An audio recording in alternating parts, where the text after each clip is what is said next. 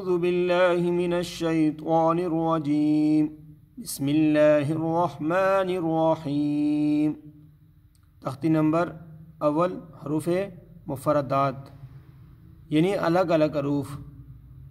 بسم اللہ الرحمن الرحیم۔ ہدایات بھی پڑھ لیں اور اس کو سمجھ لیں کہ یہ کیا لکھا ہے، اس کا آپ کو بڑا فائدہ ہوگا۔ یہ حروف مفردات بنیاد ہیں، اسی میں بچے کے تلفظ درست کروائیں اور حروف کے نقطے بھی یاد کروائیں۔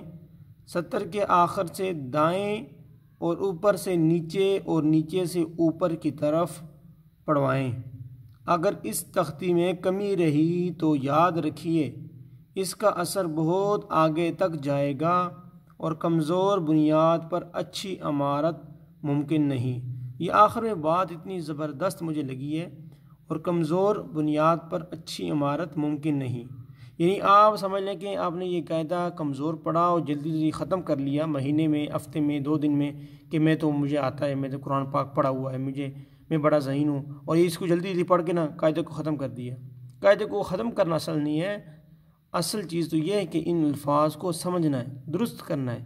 یہ تختی درست ہو گئی تو پورا قرآن، پورا قاعدہ آپ کو درست ہو گیا، پورا قاعدہ درست ہو گیا، پورا قرآن درست ہو گیا۔ یعنی بچے کو اگر آپ نے پڑھانا ہے تو پہلے ایسے الفاظوں کو پڑھائیں، سیدھی لائن جو لکھی ہیں، اس کے بعد اسے ایسے سنیں، ٹھیک ہے، ایسے سنیں، اس کے بعد الٹا سنیں تاکہ بچے کو خوب یاد ہو جائے۔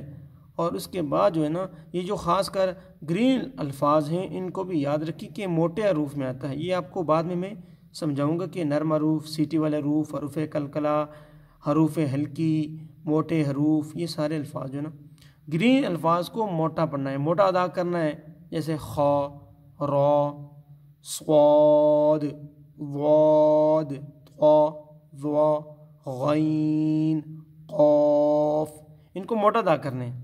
تو ان الفاظ کی درستی ہوگی انشاءاللہ تو آپ کا پورا جو ہے نا قاعدہ درست ہو جائے گا۔ تو اصل میں یہ سبق ہے، ان کو جتنا بھی اس پر محنت کی جائے اتنی ہی کم ہے، تو زیادہ سے زیادہ اس پر محنت کی جائے، اور جن ویڈیو میں نے پہلی تختی کو پڑھایا ہے ان ویڈیو کو دیکھا جائے، ان کو سنیں، اور شروع کی جو ویڈیو ہیں اس کو میں نے جو یوٹیوب پہ اپلوڈ کی ہیں اس میں یہ بھی میں نے پڑھایا ہوا سارا، ٹھیک ہے، اور دوبارہ بھی پڑھا لوں گا، ٹھیک ہے آپ کو۔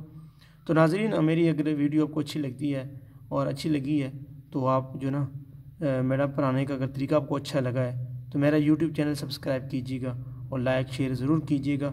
اوکے، اللہ حافظ۔